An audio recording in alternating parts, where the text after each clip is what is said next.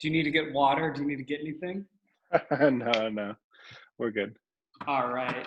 Ladies and gentlemen, boys and girls, non-binary friends, my name is Matthew Martin of Freshlist. Today we are sitting down and we are having a candid conversation with Justin Fry of JF Chocolat. Justin, I did a little bit of Googling and I'm gonna read from this list of awards that you have won, and we're gonna see a little bit more information about it. So Sure. I'm gonna start off with saying that Justin Fry spent 6 years as the head chef chocolatier of Norman Love Confections in Fort Myers, Florida, where, while working there in 2014, he became the Chocolatier of the Year in the Pastry Live competition that was held in Atlanta, where not only did he take the overall win, but he took the People's Champ Award for Best Bonbon. And if I mess any of these up, please correct me afterwards, but there's a little bit of a list. Sure. In 2016, you won the coveted title of Pastry Chef of the Year at the Paris Gourmet US Pastry Competition. In 2018, you find your way coming to Charlotte, North Carolina as Longview Country Club's first ever executive pastry chef. You were there for about 2.5 years, and now, most importantly, you're the owner-operator of your own small business, soon to be massive business, soon to explode business, JF Chocolat. What did I get right? What did I get wrong? Back to the beginning, not necessarily the head chef chocolatier at Norman Love Confections. I was on a team of 13 other amazing chocolate chefs. I was in charge of the novelty program, which encompassed the popcorn, caramel popcorn, the caramels, the slabs, the fun treats that we make with different chocolates. So everything else correct. And then the head chocolatier thing, I was more of an assistant than anything, but learning everything that I could from the other amazing chefs that work there. So I think I want to start as far back as makes sense. So, we know each other a little bit. For those of you who don't know, Justin and I work together on a couple of various events. I help out at Longview Country Club. And so I've heard little nooks, little bits of Justin's story along the way, but I honestly, as two people in the industry, we haven't sat down and had a long form conversation. So we thank the pandemic for that. Yes, we can. Excuse that ringing. So what got you interested? What got you into chocolate?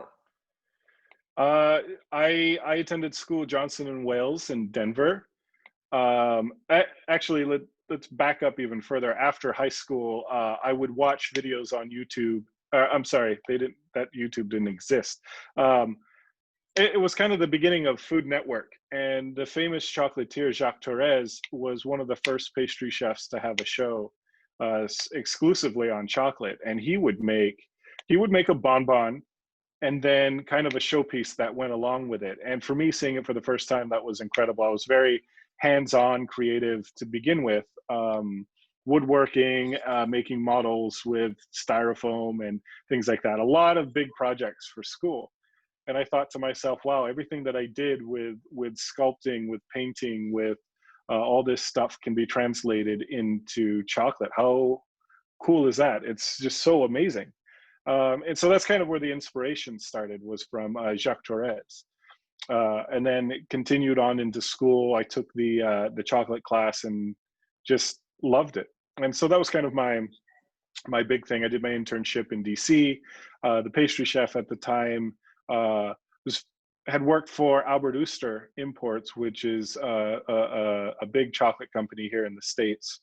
And she knew a lot. And I remember her for a competition making a chocolate suit of armor, a Roman thing. And she combined chocolate material, and she actually dressed her husband in this. And that is just like really, really cool.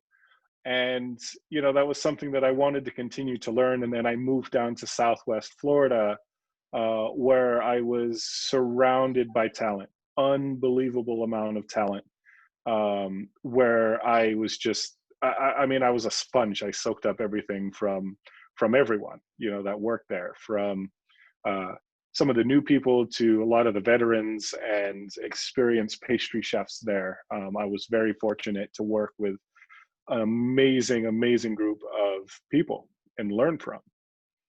So your program at Johnson and Wales, did you go for 2 years or did you go for 4 years?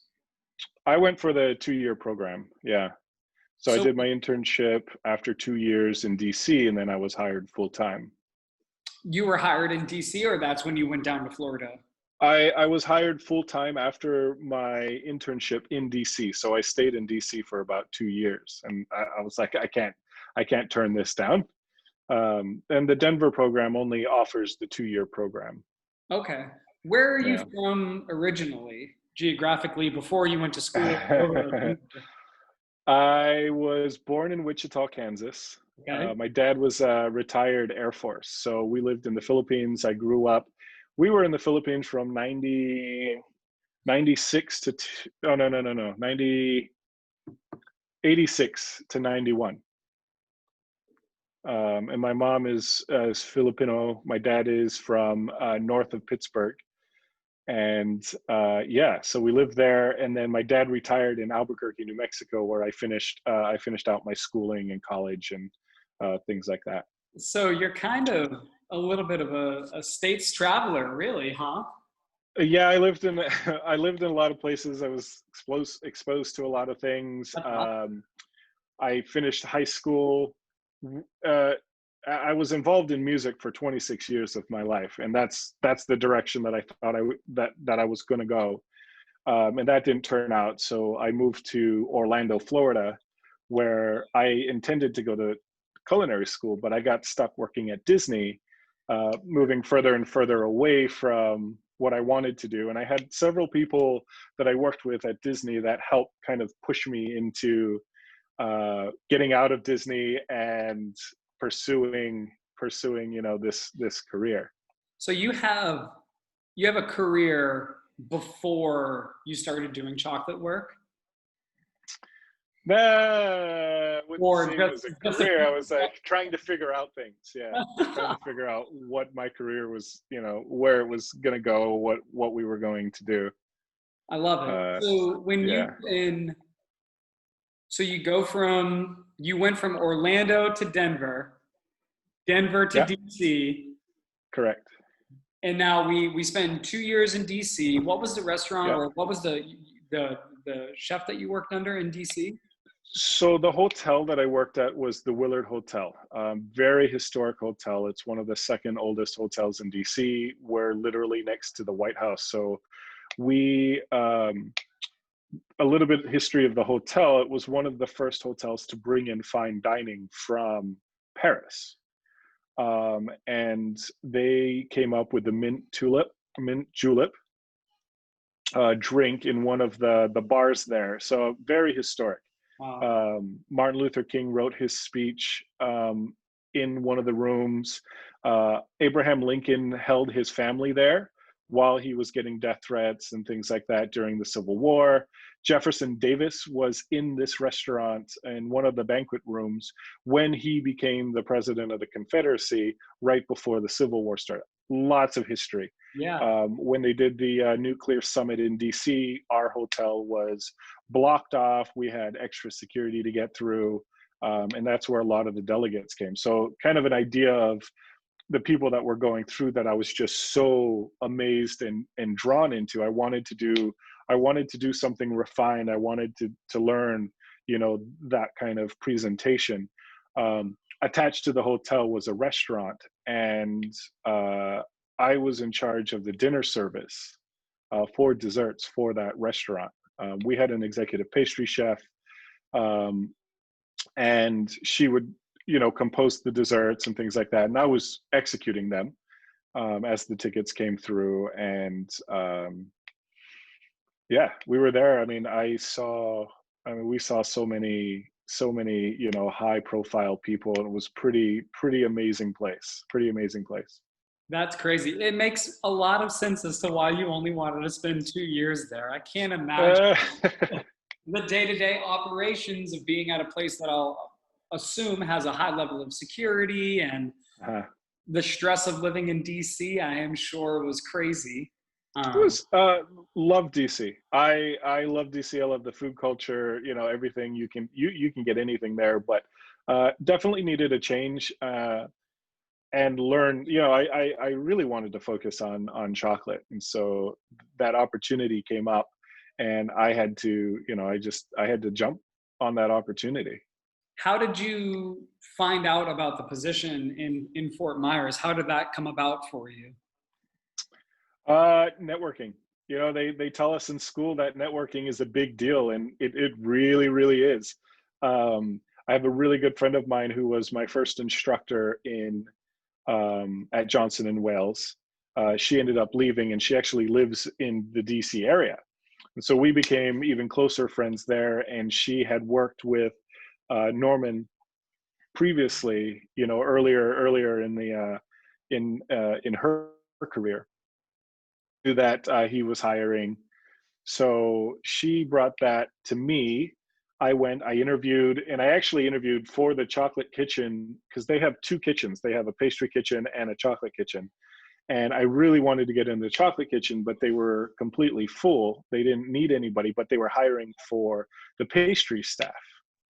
And I said, that's wonderful. You know, I'm going to learn amazing things, but I really want the chocolate. So, middle of December, I get a phone call. They had somebody walk out and they said, we have this opening in chocolate. We need to fill this position right away. Are you interested? You were first in line to speak to based on, you know, the recommendation of my friend. And I did. I did the interview. We what should have been a 30-minute interview turned into like a 2-hour talk. And then I flew down the week after to meet the chef, see the place, and decided, yeah, I need to just, you know, just like school, I had to close my eyes, plug my nose, and just kind of jump right in. You know, forget everything else, just jump right in. Like, you know, your nerves, your anxiety, all that stuff has to go out the window, and just do it. So you leave DC, where while you're in DC you're actually physically online. You're executing the dessert station throughout dinner service at the hotel. And then when you go down to Norman's, are you in is it a storefront shop where people purchase? Is it online, or how did that facility operate?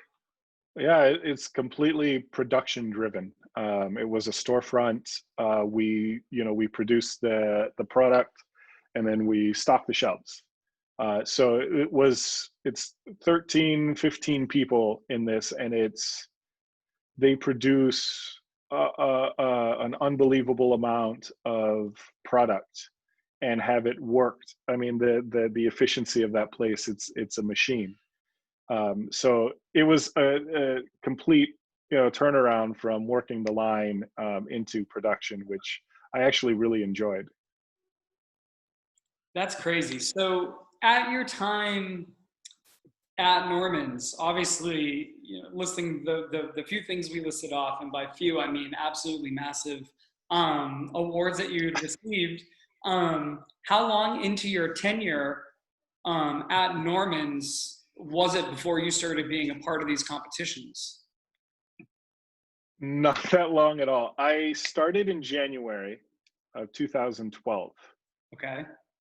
It was October that the lady that I interviewed with, her name is Maura Matheny, she asked me if I would assist her in the New York competition. And in the US, this US pastry competition is kind of the biggest competition for pastry chefs at the time.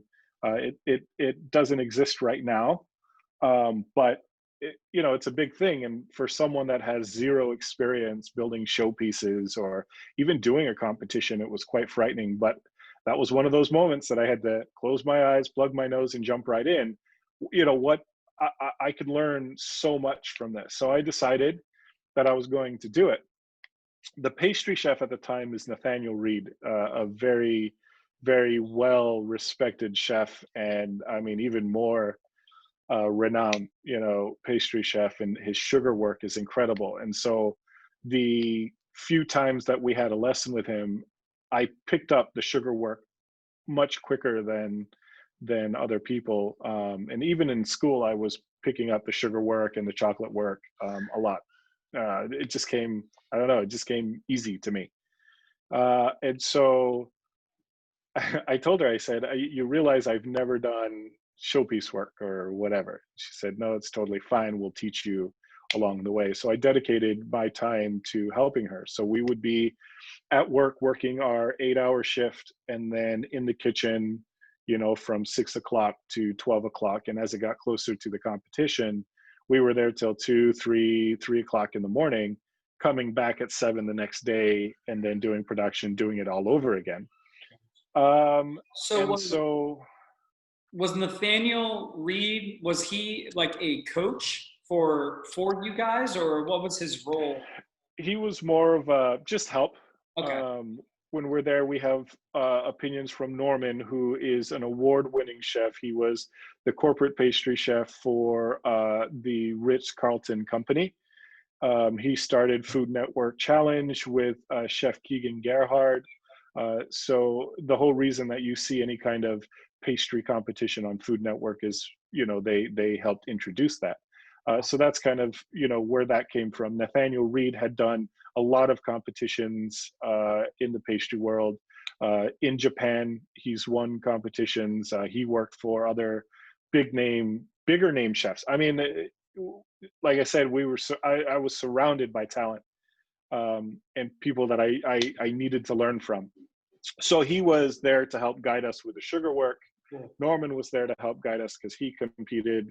I mean, his career also, he's done a lot of international competitions, and he brought down some other big name chefs. Jackie Pfeiffer came down to help us with designing the showpiece, and so I learned how he plans things. And Jackie Pfeiffer, if you've ever watched on I don't know if it's on Netflix anymore, but there's a pastry competition on Netflix that follows the MOF for pastry chefs, and he's kind of the pastry chef that they follow. He's the head chef at the French pastry school up in Chicago. Wow. So Norman brought him down, taught us, he showed us how he plans things, how he designs things, kind of the rules of competing, what you do, what you don't do, some of the unwritten rules of what you do, what you don't do.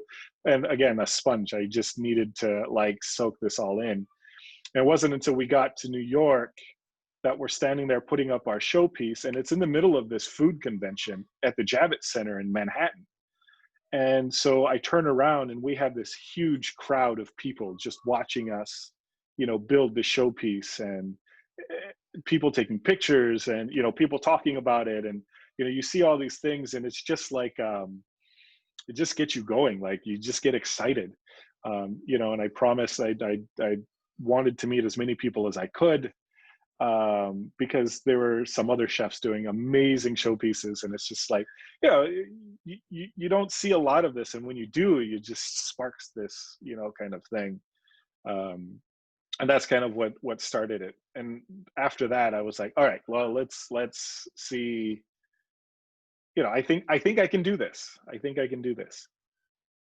So your first competition in New York, the one that you're talking about right now, you were just an assistant.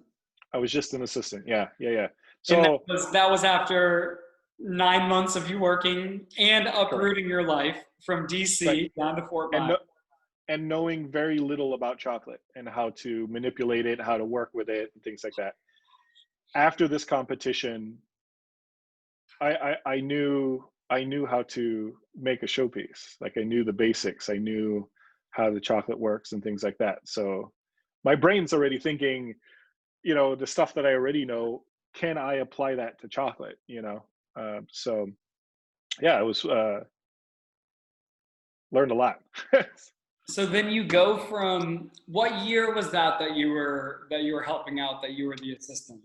2012 I started, so the competition was March of 2013. Okay. And then the following Yeah. year in 2014, you take the whole experience on by yourself? So there's another competition that I had competed in Orlando. So ACF, I'm sure you're familiar with ACF. They hosted a regional competition in Orlando, and the pastry portion was a showpiece plus two bonbons, a molded and a enrobed slab, whatever you want to call it.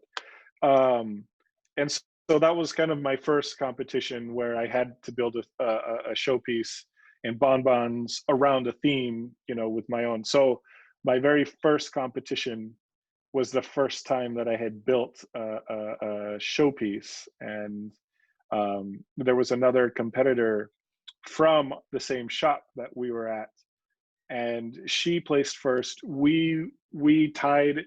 We didn't tie. I missed it by like 0.04 points. It was so close. But the way that ACF works is you get points, overall points, and they award, gold, silver, bronze, and both of us got a gold medal. So the first time that we ever competed in an ACF competition, we both got a gold medal. So like for me, that was just pretty incredible. The chocolate piece that I had made was the first time I had to feed Norman, and that is quite not challenging. It's nerve-wracking, right? Because he's a world famous pastry chef, and he's trying your food, and he pulls me aside later on at some point and says that the chocolate piece that I had made is worthy of a international competition and not, this Orlando piece. So for me, that right there, hearing that, I didn't need to compete. That was enough for me to get, that kind of approval type of thing. So that would have been my first competition, regional. And then I went into my first national competition, which is the US Pastry Competition. And so Maura, who I had helped, had done this competition I'm trying to figure out the timeline of everything, because everything kind of mishmashes. She did that competition and as well. And who ended up winning was Melissa Koppel, who is a very big name chef in Cocoa Berry. She's an ambassador there, and she's definitely made a big name for herself in the industry, doing chocolate work. Like her work is amazing, and she ended up winning the year before I competed. Wow. Yeah. So just to kind of give you an idea of the type of people and the judges that are going there, because these are some pretty big name chefs, in at least in that pastry world that I was involved in. The pastry world is broken down into so many different components. There's the cake world, there's the baking world, there's the chocolate, and then the modern kind of hotel type of pastry chefs. So, and the restaurant world. So Right. I think it's fascinating because I feel this isn't a loop that I'm heavily involved in, but understanding how prestigious the people that you were working not only under, but next to in these competitions, and then, throughout your whole career, it just seems like you've just been inundated with people of immense talent.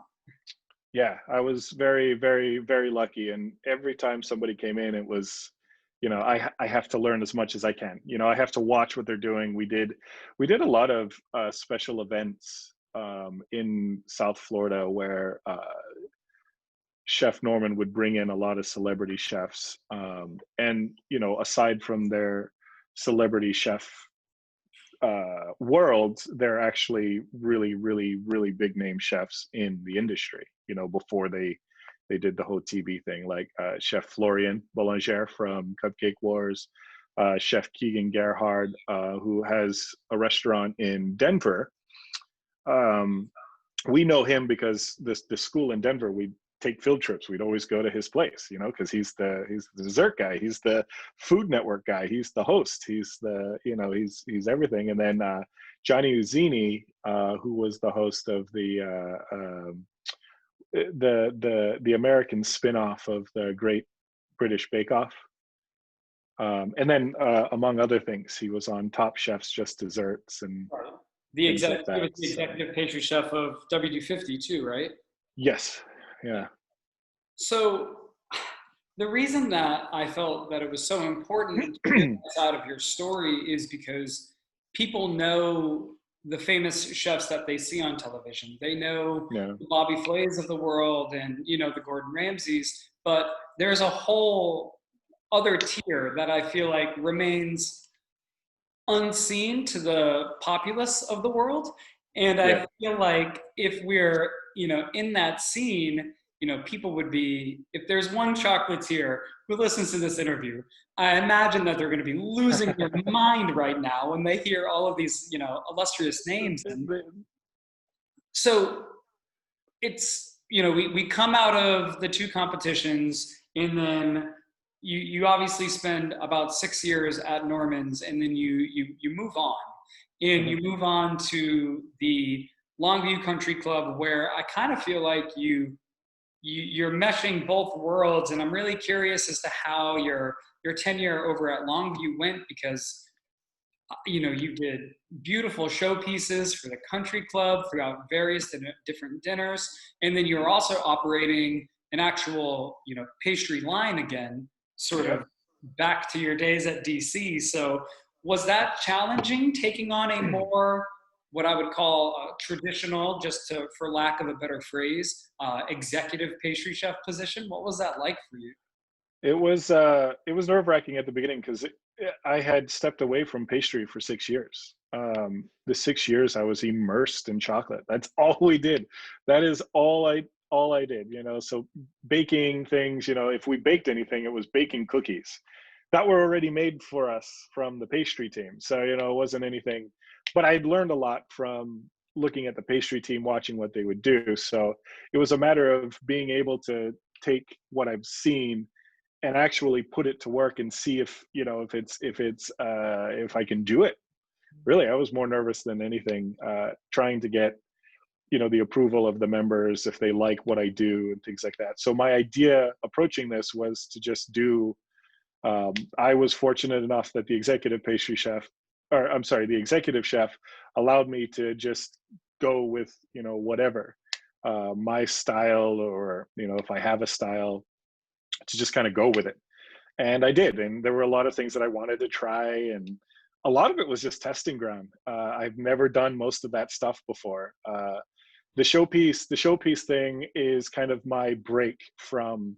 It's my zen. You know, I love building the showpieces, and I thought it was a nice way to show to show the members what you know what a pastry chef can do, or what a chocolate chef can do. And so it became a big thing. And everything that I did, I always received some great responses from the members, and it was always wanting to present something that was different than what they were expecting. Um, Creating things that taste traditional but are presented in a way that they wouldn't have, you know, they didn't know it could be presented that way. You know, Christmas time, we tried to do desserts that you know we did a Christmas ornament dessert that's pretty popular now, but they you know the members haven't seen it. So what's normal to me, what I see in my industry is something that's being done everywhere, but the members haven't seen it. You know, Right. a lot of the guests hasn't seen it. So amazing stuff. Nerve wracking every single dinner. You know, every single time that we had a special event. Um, Wine pairings, beer pairings, a lot of the events that you were there for, nervous the whole time because you know it's the plating I don't have that much experience with. So I'm not as comfortable with that as I am with doing production, coming up with you know that kind of stuff where I could spend a lot of time perfecting and things like that. Um, so yeah, it was definitely challenging in that sense, but a lot of fun because every dinner, every banquet, everything was different, you know. It's So interesting to go from the dialed in world that you were living in a production based chocolate kitchen, to then being essentially on a line again, and being in that whole different style of production. To me, like, I'm trying to think of what would be a good explanation to regular people to understand. It's like a doctor who only fixes broken arms going to the ER, and everything is crazy and they're running around and they need to figure it out. And it's it speaks volumes to how you are as a chef to be able to adapt what you're proficient in, and then obviously figure out the things that you need to become more proficient in. So I'm sure it was a challenging experience. You'd mentioned adapting to the situation. The kitchen that I had come from in Florida, we had every tool imaginable, at our disposal. We had everything. We had everything. You were so comfortable there, And then I go into a kitchen that has only had a part-time pastry person and never a full-time, and have zero equipment, So what can we do where we're not spending, thousands of dollars on equipment, but buying specific things? What can I do with all of that, to create something new? I mean, the showpieces, I was never a fan of using a lot of, I tend not to use a lot of molds. I like to carve things by hand. So all those showpieces that I had made for the competition was just using what we had in the kitchen. I mean, before I build the showpiece, I'm walking around the kitchen, just looking at things like, can I use this as a mold? Let's try it. Why not? Like, this is a cool shape. Let's use it. Why not? So that was the biggest thing to kind of adapt to, was not going from kitchen where I had just everything that I could imagine to not having too much. So we spend our time at Longview, and now most recently, and what I'm super excited to talk about with you, you've launched your own business, which I feel was inevitable. Somebody of your caliber of talent, working alongside other people, obviously, and working for a mission and working for a very great and passionate team, over at Longview, has its merits. But people like you, I feel like, are always inclined to want their own thing. And it's amazing to see how far you've come now with JF Chocolate. And I want to know everything about it. Yeah.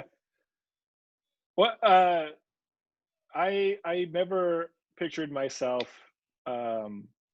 being at that level to where I feel comfortable to do things on my own. I wanted to keep learning. One of the downside of leaving where I left is not having, I was always learning. There was always somebody new coming in. I was always learning, and I feel like, you're never done. You're never done learning. Anything. Like, you're never at that point where you know everything. And I don't claim to know everything there is about chocolate. I am very comfortable with chocolate. I don't know everything. I still want to learn. I still want to go to classes. I still want to, learn from other chefs. And so, with us moving to Charlotte and having this pandemic, we actually saw, we visited Charlotte. Charlotte wasn't the where we wanted to settle. It wasn't like we moved to Charlotte saying, this is where we're going to be.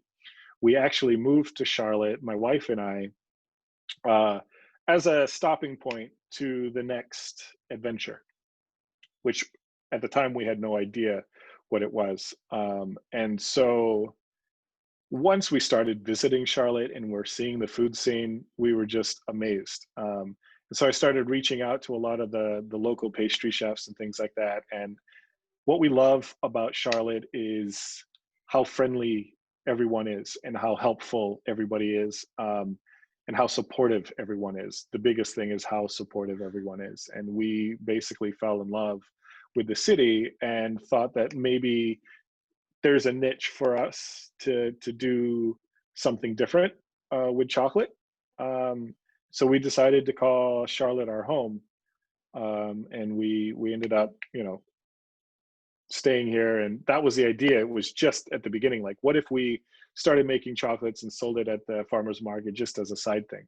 Well, what if this was a real thing? Like we really focused on it and we make sure that we do things right. I have a knack of overthinking things, and making sure that everything has to be done. I don't like doing kind of a half a job, on things. I want to make sure that it looks right, and that things like that. So here we are, we're thinking about it. The idea keeps coming around. We're constantly thinking about the name. What is it going to be? We'd thrown out all these names. And then when it came time to actually say, hey, let's see what happens if we make some chocolates and sell it. And we only sold it to the people at the club, the other chefs and the other employees. And, they went like that. And we got some really great reviews. And this is also not having any equipment at home to do it the way that we want to, or the ingredients that we wanted to use. So even with that, people were raving about it. So we're like, yeah, this is great. And so we pushed it forward. We found somebody to help us put the business together itself. And then we had to make the big decision of what we were going to call it. What was the name of the business. And so it took another 2 months before we decided to call it what we did. And then I thought to myself, I'm like, well, is it pretentious to put my name on there? Like nobody really knows who I am. I've made, a name for myself with my friends that I've met in the industry. But Charlotte, I have to, it doesn't make sense. That JF doesn't make sense if you don't know who I am, So we decided to go with it anyway. I basically closed my eyes, plugged my nose, jumped right in there, and let's just go with it, let's just do it. And so we actually got our LLC 2 years, not this past Thanksgiving, but the Thanksgiving before. And our idea was that we were going to work on the business slowly in 2020 and then slowly started in 2021. And then the pandemic happened, and we were at home. We quarantined for my son, for his health. And so what do we do with all that time? We really focused in on the business and kind of put it together. And then at the end of August, they needed to do some cuts. So I was on that list. And that forced us into pushing our business forward, much quicker than we anticipated. And we didn't want to miss out on the holiday season. So we had been working on it all year, trying to find the right packaging, trying to find the right look, making sure that what we're doing is, nice. We want the whole experience, from the gift bags that we have to the products to opening up, what they look like and things like that.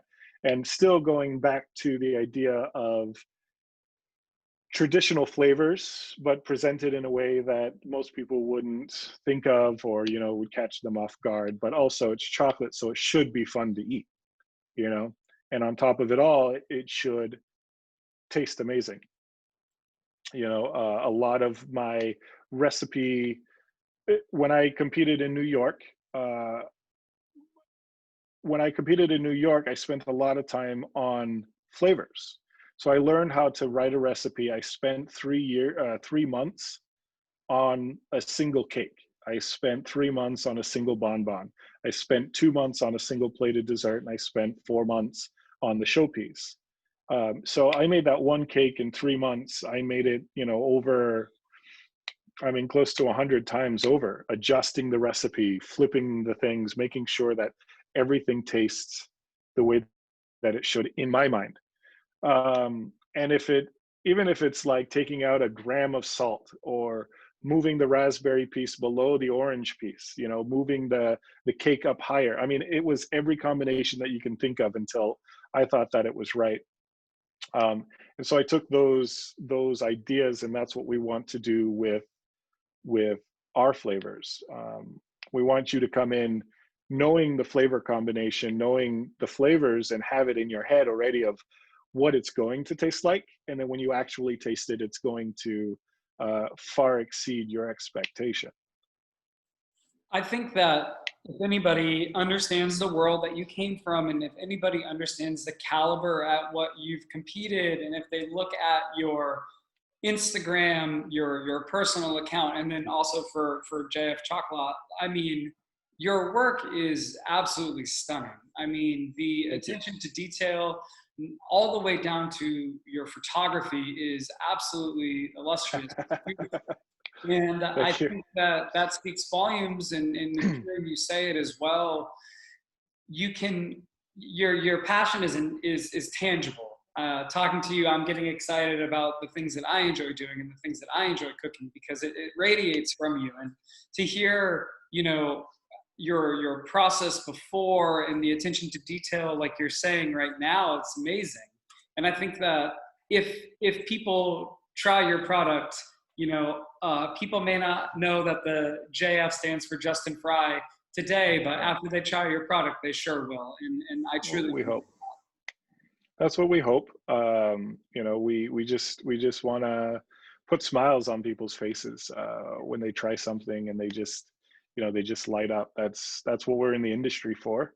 You know, that's what we do. Absolutely. So with this new crazy, you know, situation that you came into, you know, during the pandemic, you treated that downtime responsibly, and you put a lot of energy into something. That cut happens in August, and then you're out on your own. You know, that's, even as somebody who's as talented as you are and could obviously get a job in any kitchen, I mean, it's terrifying. And I want you to hear somebody say, like, it's remarkable that you trusted yourself, that you and your wife had the relationship that you had to be able to push through this, and to Sure. take all of that and turn it into something that, you know, is tangible now and people can purchase. And I think, you know, you just need to hear that. It's really crazy what you did. That's really amazing. So Thank you. you're selling at a few different places around town. Obviously, you're selling at Freshlist.com.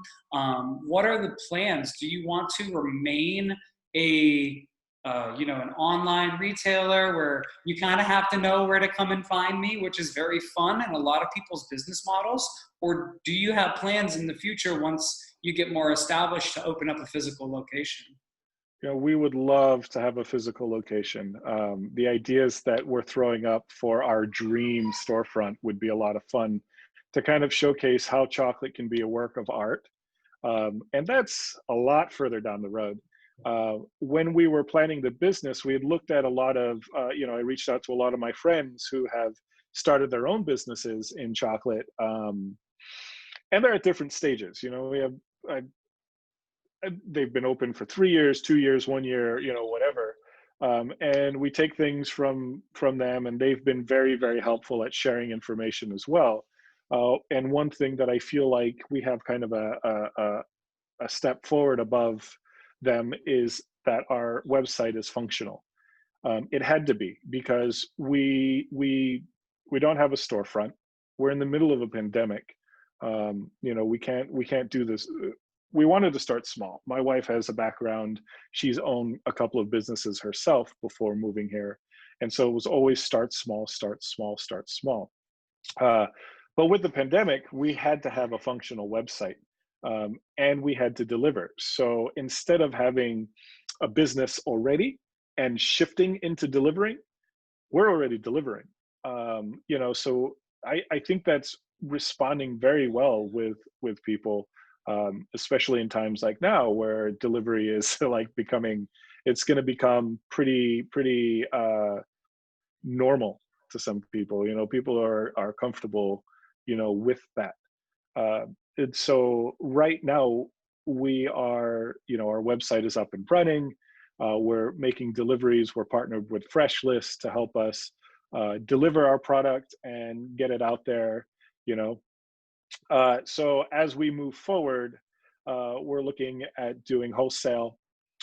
Shipping is a big thing that we're going to be working on, hopefully after Valentine's Day, if not after Easter, to get that e-commerce kind of thing going, and then eventually work our way into a storefront. We would love to have a storefront. That's our ultimate goal.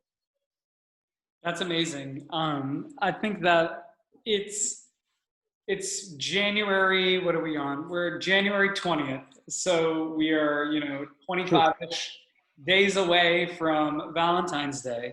So I have to Yeah. imagine that production right now is crazy. Is it not crazy yet? Where are you at with that? And I know that you have something pretty cool planned for Valentine's Day, and I would love to hear you talk through your idea on how that came together.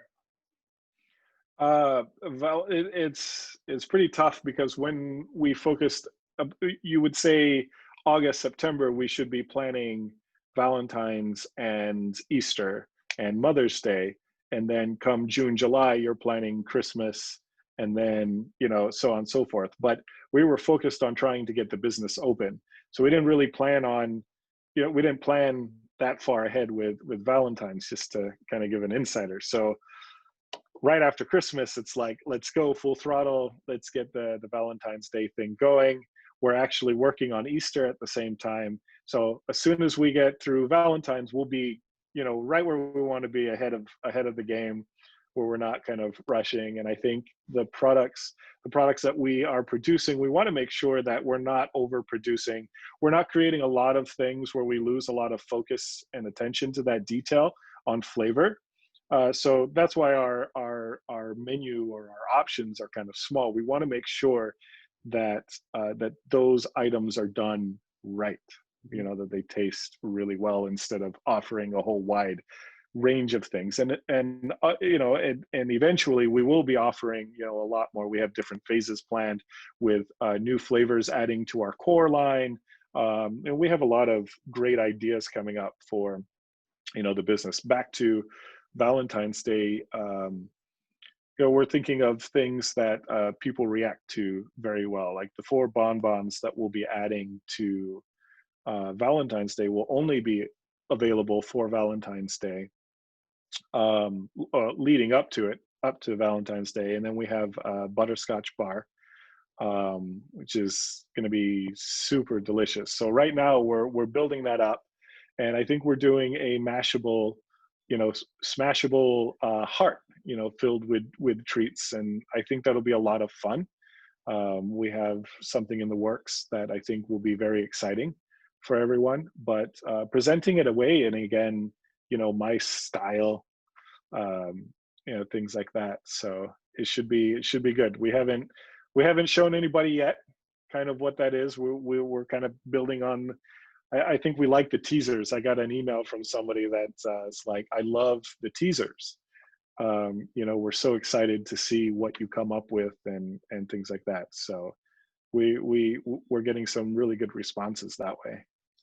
It's interesting to me from the culinary perspective, because oftentimes restaurant chefs will plan their menus around the seasons and around the summer when it's busier. But in the pastry world, it's so different, because your business is reacting heavily to the holidays that we have here in America. And I think that it's Sure. really funny to think about how physically you have to think versus like what I'm used to. Right. So like bakeries, cake shops, and restaurant chefs, that, yeah, you're right. The brains, the thoughts, the planning is different than, a chocolate shop. So what's popular for us is not going to be so popular for, let's say the cake store, or, things like that. But everybody adjusts to the same thing. But chocolate, and what I like about the retail store and doing production is just that, we have Christmas, we have Valentine's Day, and I have to remember that in South Florida it's very seasonal. So we would be busy Thanksgiving, November, all the way through Easter, and then all the snowbirds go back up north, and then it's completely dead. It's completely dead. The town basically shuts down during the summertime, and I have to remember, spending 6 years, about 6 years there, that's kind of worked into my brain. And I'm not in that situation. Like Charlotte is not like seasonal. People are here full time. You know, it's always busy.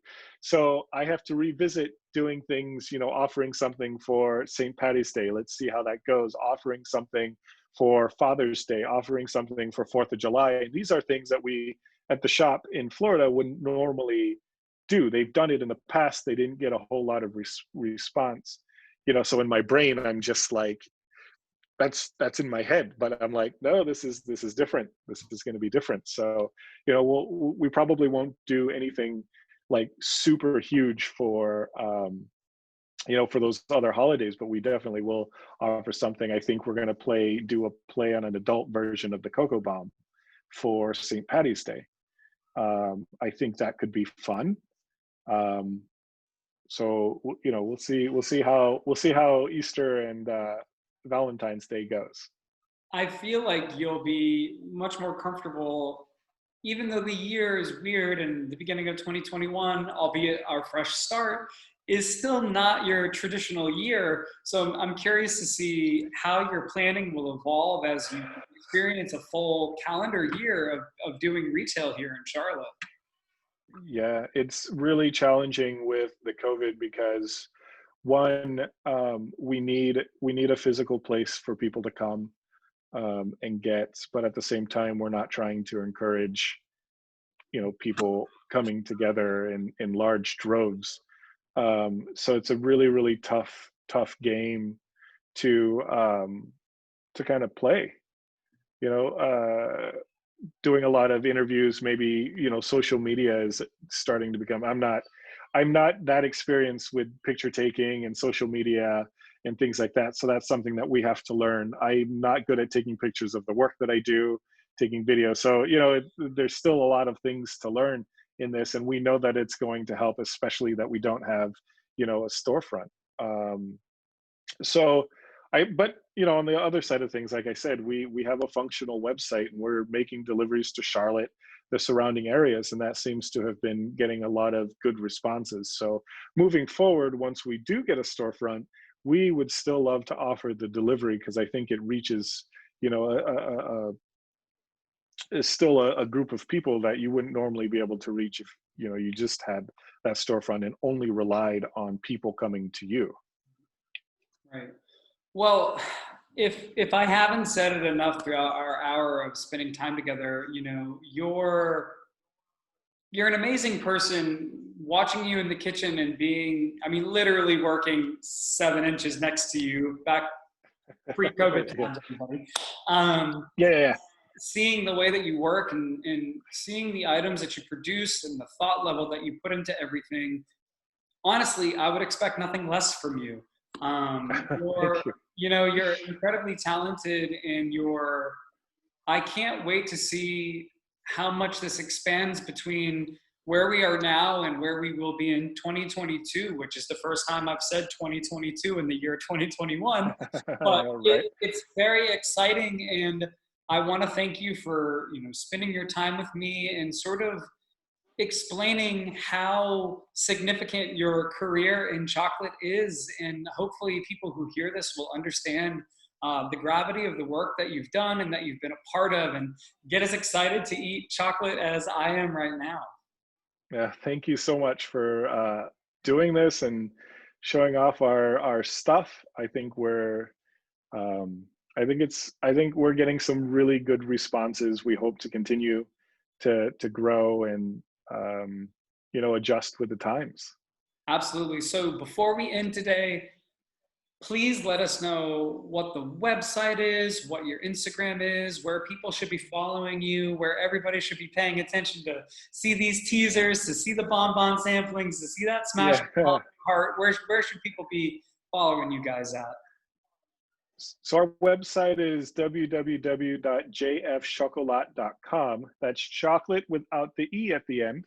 And there you can sign up for subscribe to a newsletter, and we'll keep the updates going. We do have a page on Facebook at JF Chocolat to follow us on Facebook, and our Instagram is JF underscore Chocolat. And then from there, you know, we'll be doing a lot of stories. You can get the updates there. We'll be making announcements. We're partnered with Freshlist, .com, and we're also partnered with Savory Spice in South End, Charlotte, where we offer a pickup location. And stay tuned, we might be doing a pop-up for Valentine's Day at Savory Spice. Awesome. Well, I know that your Valentine's Day items are going to be hitting Freshlist.com. If not today, definitely by the time that this interview goes up. So that's very exciting. We hope Yep. to, I'm going to talk about you as much as I possibly can. So thank you again for hanging out with us today. Thank you, everybody who listened. I hope you have an awesome day whenever it might be that you listen to this. Stay safe, wear your mask, be distant, wash your hands, buy JF chocolate. Thanks, everybody. Thank you, Matt. Thank you, Matt.